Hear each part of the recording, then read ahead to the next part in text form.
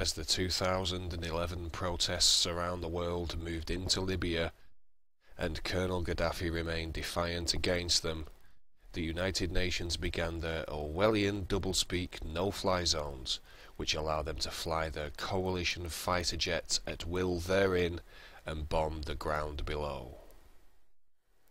Let us cast our eye back upon the previous revolutionary protest that had occurred just a month or so before in the country just next door to Libya, Egypt.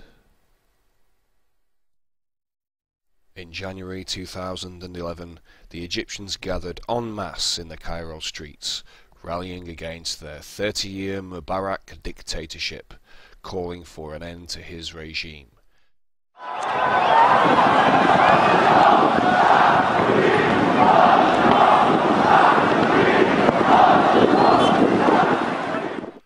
But what about the inception of this eventual revolution? How did it all begin? Just a few days into the Egyptian revolution, a BBC article listed the key opposition groups which had been instrumental in starting the uprising. At the top of this list was featured a group called the April 6 Youth Movement. The April 6 Youth Movement, at the top of the BBC's list, was hailed by the BBC as being the main organising force behind the early demonstrations. The BBC also stated that the April 6 Youth Movement started the call for the first day of anger on Tuesday, January the 25th from its website, and that the movement began as a Facebook group in 2008. Other online news outlets echoed this all as fact, that the April 6 Youth Movement started online as a Facebook group, and that had happened around 3 years before the actual uprising in 2008. Also, that the April 6 Youth Movement had a heavy emphasis on engaging in activism through the technological tools of social media. Point 1. The April 6 Youth Movement began as a Facebook group in 2008. Yet more media outlets would report on how the youth movement's use of social media was instrumental in the Egyptian uprising and that it was key to the scale of the protests and their success. Point 2. The April 6 youth movement used social media to organise itself. The year that the April 6 youth movement was formed, 2008, was an important year for social media-based activism. As stated on the America.gov website, where the Alliance for Youth Movement Summit of the same year was announced, the Alliance for Youth Movement Summit was to be held in December of that year in New York City in the USA. And as stated in the article, members of Facebook, Google, and MTV, as well as members of the US State Department, would convene at the summit to bring together global youth groups and technological experts to find the best ways to promote freedom and justice around the world through the use of social media. The Alliance for Youth Movement Summit also has its own website called movement.org, whereupon you may find its mission statement to promote and instruct grassroots activism throughout the world with an emphasis on technology and social media. The summit's list of attendees makes for very interesting reading. Convening at the summit in December 2008 were Obama's presidential campaign media operatives, the World Bank, the mainstream media, Homeland Security, the US State Department, and representatives from Freedom House. With them at the summit, according to their own website, were members of Egypt's main opposition group, the April 6 Youth Movement. Point 3. The April 6 Youth Movement attended the Alliance for Youth Movement Summit in New York City in December 2008, just 8 months after they were formed, which was also attended by big-time US establishment operatives. This summit, which the April 6 Youth Movement attended, had some instantly recognizable branding from some very well-known corporate sponsorship: Pepsi and MTV, CBS and MSNBC. The word of massive protest to oust unpopular leaders, first in Tunisia, now in Egypt, was spread not by posters or meetings or word of mouth. It spread at the speed of the internet by email, Twitter, cell phone, and instant messaging. Listen. And this is why you're seeing this kind of brush fire effect in the Middle East, where revolutions are popping up in just about every dictatorial and autocratic regime in the region. And when the Egyptian government cut off internet service, some were able to get around the cutoff because of help from a global internet site, including a Facebook page with 270,000 followers called Alliance for Youth Movements. It began under former Secretary of State Condi Rice, continued by Secretary Clinton with the help of Google and others. It's been coaching Democratic groups in advance on how to use social media to organize and how to circumvent any governmental interference. Point 4.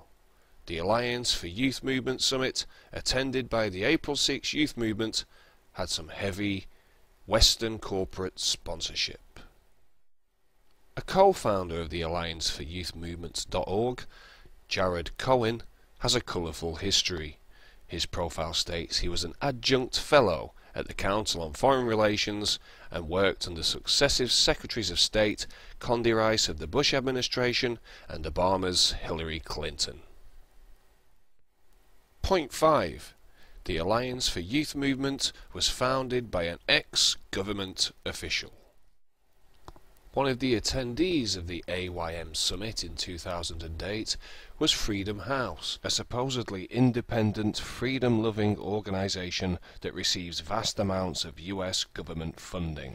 In 2009, Freedom House sent a high-level delegation to Egypt. Point 6. The AYM Summit in 2008 was attended by Freedom House, who sent a delegation to Egypt in 2009, a year after the AYM Summit in New York and 2 years before the protests in Egypt. The April 6 movement have been reported as supporting Mohammed el-Baradei, a potential Egyptian presidential candidate. Al Jazeera reported that 2 members of April 6 had been arrested in Cairo, Egypt, after organising a reception for el-Baradei in 2010, just a year before the protests had begun. Point 7. April 6 support potential new leader of Egypt, Mohammed el-Baradei. El-Baradei himself also has a colourful history.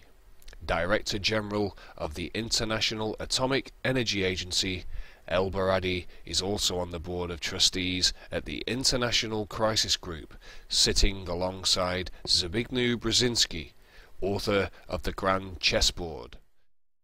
Brzezinski is also a political mentor of Barack Obama, whose media campaign officials attended the AYM Summit in the same year April 6 was formed, and Brzezinski's daughter, Mika, coincidentally of course, has major ties with 2 leading mainstream media outlets, CBS and MSNBC, who were also sponsors of the AYM Summit in New York in 2008.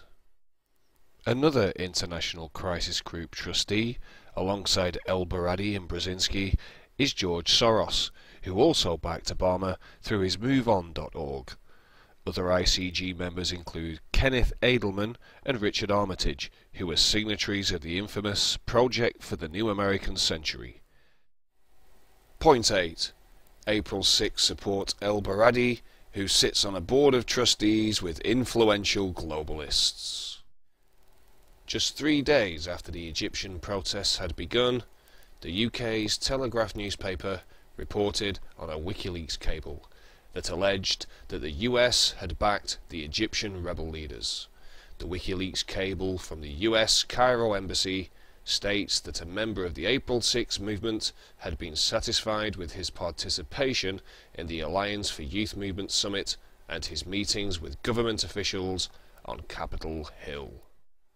But it wasn't until 10 days after the long-awaited resignation of Mubarak that April 6 co-founder Ahmed Salah el-Din Ali revealed that he was the anonymous activist in the WikiLeaks cable who discussed a plan to overthrow Mubarak with US officials in 2008. He revealed he had called on members of the US Congress and the US State Department, a partner in the AYM summit, and collaborated with the General Omar Afifi, a former member of Egyptian state security who now lives in the US. One man surrounded by technology. Hello? It's a personal command center in a tiny apartment 10 minutes from Washington, D.C. From here, the revolution gets direction. Omar Afifi Suleiman speaks to protesters in Egypt via Skype, Facebook, Twitter, and cell phone. Suleiman briefs activists on how to prevent confrontation. After 20 years as an Egyptian police officer, he says he knows all about that. He wrote a book instructing ordinary citizens how to avoid police abuse. The book was banned in Egypt, and Suleiman says death threats forced him out of the country, to America, where he says he's been waiting 3 years to start a revolution. 3 years previously would have been 2008, the year of the Alliance of Youth Movement Summit and the inception year of April 6 Youth Movement. Point 9. An April 6 co-founder who went to the AYM summit in New York City spoke with government officials of plans to overthrow Mubarak and with an ex-state security Egyptian who directed the protests from Washington, D.C. However, when April 6 co-founder Ahmed Salah Eldin Ali revealed all of the above, his status within the April 6 movement was drastically altered. Instead of being a co-founder, as reported during the protests on Press TV. Okay, we appreciate that. Thank you very much, Ahmed Saleh, April 6 co-founder from Cairo. Many thanks. And in the International Business Times, Ahmed Salah's revelations prompted another co-founder, Ahmed Meir, a one-time close friend of Salah's, to undermine Salah's status. Instead of being co-founder, Salah was dropped to just a coordinator, who Meir denied was ever an activist within his movement, who had merely helped with translations and dealing with foreign journalists. Point 10. The April 6 movement was seriously discredited and its co-founders split after inside revelations. Was Ahmed Salah a US-backed April 6 movement infiltrator, attending the corporate-sponsored Alliance for Youth Movement Summit and collaborating with US government officials and ex-state security general Afifi, who directed the protest just 10 minutes from Washington, D.C. When pressed on his involvement with US officials and their joint plan to overthrow Mubarak, Salah refused to disclose any of the details, and, in an earlier interview, he expressed some actual dissatisfaction with the American authorities and their support for the Mubarak regime. If it wasn't for the support that the regime in Egypt gets from the US administration, our job would have been much easier. Why would Salah, a Mubarak opposition group leader, collaborate with the US to overthrow him if the US actually supported him? Is the April 6 movement a US intelligence-operated front with its ties to corporate sponsorship at the Alliance for Youth Movements? Was it a tactical switch by the left-right paradigm controllers from the right-wing warmongering Bush regime to the leftist revolutionary change of Obama for yet more global domination? Utilizing intelligence-backed technology and social media once more to influence public opinion and implement political reform.